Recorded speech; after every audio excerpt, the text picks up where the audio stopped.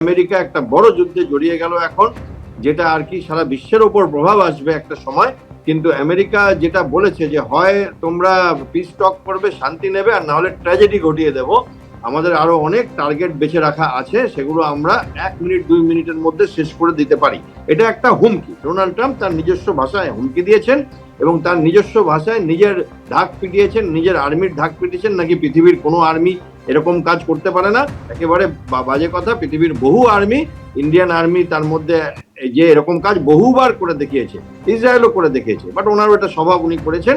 But যেটা overall যেটা আমি দেখছি, যে উনি বলেছেন যে 40 বছর ধরে তোমরা ডেথ টু আমেরিকা বলে গেছো, ডেথ টু ইসরায়েলের সাথে আর সহ্য করা যাচ্ছিল না।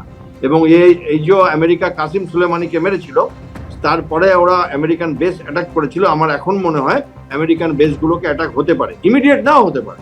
নেক্সট 72 আওয়ার্স বলবে রাশিয়া কি করছে, চায়না কি করছে, তাদের রিয়াকশনটা কি হবে, সেটার উপরে অনেক কিছু ডিভাইড হবে। দ্বিতীয় কথা, একটা মুসলিম বিশ্ব যেটা আছে তাদের রিয়াকশনটাও দেখতে হবে, কারণ এইটা তো একেবারে একটা দেখা যাচ্ছে যে সংঘাত এমন জায়গায় চলে গেল যেখানে দুটো দেশ না, এখন সামগ্রিক বিশ্ব এটার মধ্যে আস্তে আস্তে জড়িয়ে যায়।